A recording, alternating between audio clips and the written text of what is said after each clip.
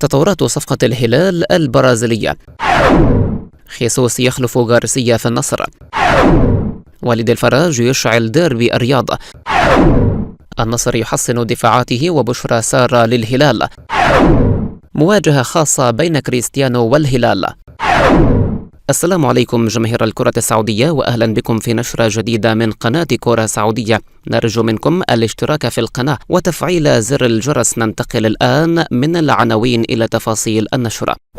تسبب نادي النصر في حالة من الارتباك في تركيا، وذلك بعد العرض الضخم الذي تقدم به إلى البرتغالي خورخي خيسوس المدير الفني لنادي فنربخشة من أجل تولي المسؤولية الفنية للعالم. وكان نادي النصر قد أعلن إقالة الفرنسي رودي غارسيا المدير الفني للفريق بعد مطالبات من لاعبي الفريق المحليين والأجانب بسبب المعاملة السيئة بين الطرفين. وكشفت تقارير إعلامية أن إدارة النصر دخلت في مفاوضات مع عدة مدربين أجانب أبرزهم البرتغالي خورخي خيسوس.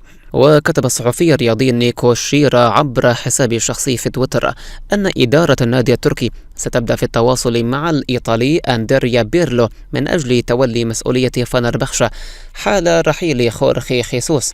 وتابع الصحفي الإيطالي أن خيسوس تلقى عرضا ضخما من السعودية قد يتسبب في رحيله عن فنربخشة خلال الفترة المقبلة. وكانت تقارير إعلامية كشفت عن تلقي خيسوس عرضا سابقا من اتحاد الكرة السعودي لتولي تدريب المنتخب السعودي الأول. وكان المدرب البرتغالي قد أكد على قرب رحيله عن صفوف فنربخشة التركي. وقال في تصريحات لصحيفة صباح التركية: عقدي مع فنربخشة ينتهي في مايو القادم، لن أجدد وسأرحل عن الفريق رسميا. وسبق للمدير الفني البرتغالي أن تولى تدريب نادي الهلال في الفترة من يوليو 2018 إلى يناير 2019، وقدم كرة قدم ساحرة مع تتويج بلقب كأس السوبر السعودي، ليرحل بعدها بسبب خلافات مع الإدارة وقتها.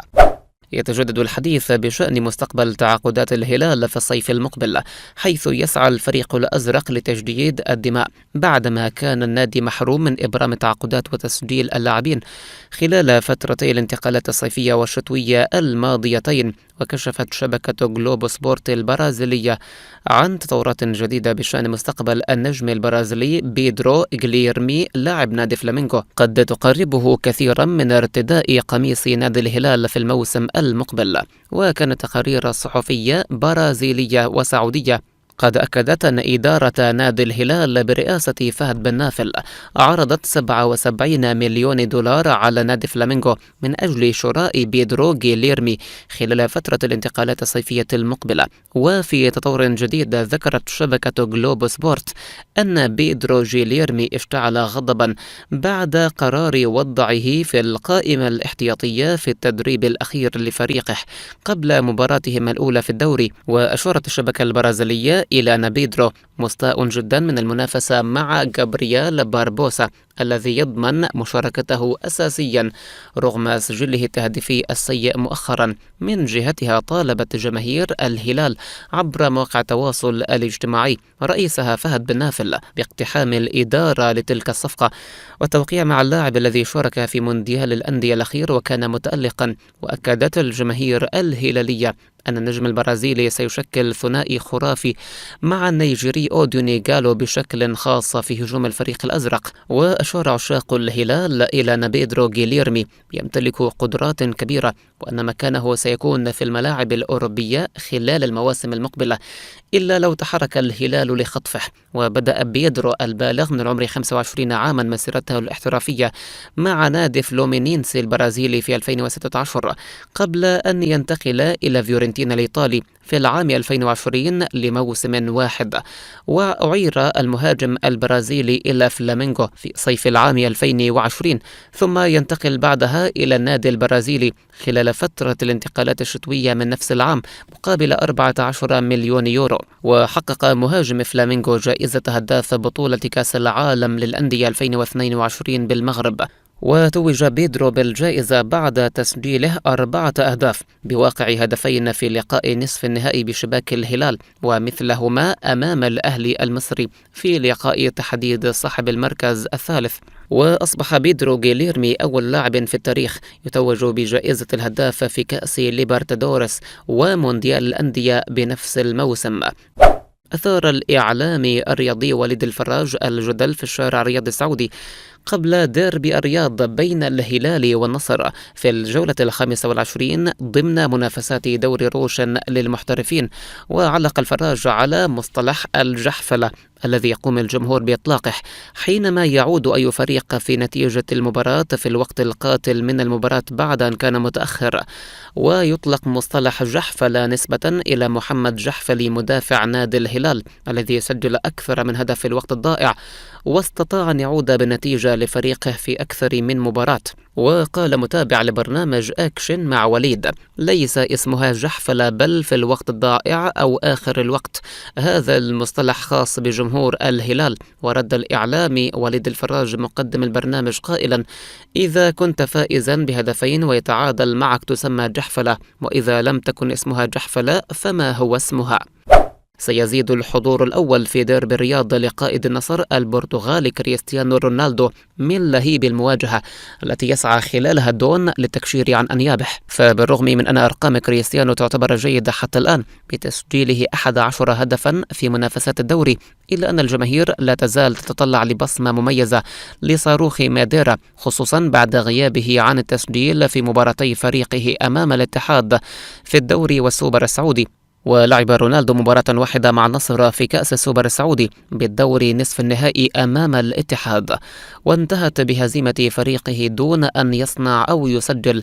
كما شارك كريستيانو رونالدو في مباراة واحدة مع النصر بمنافسات كأس الملك في الدوري ربع النهائي أمام أبها، لكنه لم ينجح في التسجيل أو الصناعة أيضا رغم فوز فريقه ووصوله للدوري قبل النهائي. وتعد مباراة الهلال فرصة ذهبية لكريستيانو الذي دائما ما تكون بصمته واضحة خلال الدربيات مع الأندية التي مثلها سابقا، حيث يعد الهداف التاريخي لدربي مدريد برصيد 22 هدفا. تلقى نادي النصر مفاجأة سارة قبل ديربي الرياض أمام الهلال بعدما شهدت تدريبات العالمية الأخيرة عودة كل من عبد الإله العمري وألفارو غونزاليس. الثنائي لم يكن متوقعا عودتهم قبل المباراة، خاصة العمري الذي أصيب قبل أيام قليلة من اللقاء. وتمثل عودة الثنائي حالة سعادة في النصر قبل ديربي لتعزيز حظوظ العالم في الفوز على الزعيم. من جهتها شهدت تدريبات الهلال عودة سالم الدوسري، ومن المتوقع مشاركته في الديربي بعد غيابه عن المباراة الماضية إثر الإصابة. وذكرت الصحيفة الرياضية أن علي البليهي سيتواجد بالتشكيلة الأساسية وجاهز بنسبة 100% للمشاركة أمام النصر. واستعاد الهلال نجمه الكولومبي غوستافو كويلار بعد غيابه عن المباراتين الماضيتين نتيجة الإيقاف إثر البطاقة الحمراء التي تلقاها في مباراة الشباب. في المقابل أصبحت حظوظ اللاعب حمد اليامي في المشاركة بالديربي ضعيفة، حيث لا يزال اللاعب في المرحلة الأخيرة من برنامجه التأهيلي بعد التعافي من إصابة العضلة الأمامية، فيما ينتظر عودة اللاعب للتدريبات الجماعية خلال الأسبوع الجاري. سيكون عشاق الكرة السعودية على موعد مع الديربي القوي بين الهلال وضيفه النصر مساء الثلاثاء في قمة منافسات الجولة 25 لدوري روشن السعودي للمحترفين. ودائما ما تحمل مباريات الديربي أحداث مثيرة وقوية داخل أرض الملعب أو عقبها من قبل لاعبي الفريقين، وتحدث جدل كبير فيما بعد في الوسط الرياضي. ومن أشهر تلك الأحداث ما قام به علي البليهي مدافع الهلال باحتفاله بغرس علم ناديه في وسط ملعب مرسول بارك الخاص بالنصر بعد فوز الزعيم بهدفين مقابل هدف وتأهله إلى نهائي دوري أبطال آسيا. وأثار تصرف البليهي جدل كبير وأشعل غضب النصراويين الذين اعتبروا ما فعله مستفزا لهم وهاجموا اللاعب بشكل كبير. كما أصدر الاتحاد السعودي لكرة القدم قرارا انضباطيا بتغريم البليهي لاعب الهلال $5000 أمريكي، وفي مباراة ثانية ضمن الجولة الثامنة من منافسات دوري كأس الأمير محمد بن سلمان للمحترفين موسم 2021، احتفل البرازيلي أندرسون تاليسكا نجم النصر بهدفه الذي سجله في مرمى الهلال بطريقة مستفزة، حيث قام برفع قميصه في وجه جماهير الهلال. وبعد ذلك وقع تاليسكا على هدف في الديربي ضمن ربع نهائي كأس الملك، والذي حسمه الهلال لصالحه بهدفين لهدف، واحتفل أمام جماهير الزعيم على طريقة نجمهم سالم الدوسري.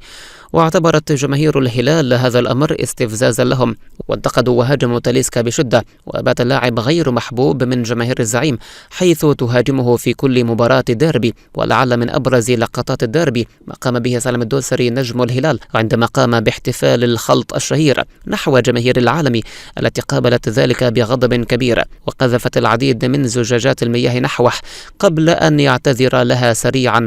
وباتت تلك الاحتفالية من بين الأشهر لسالم الدوسري، وقلده فيها الكثير من الرياضيين.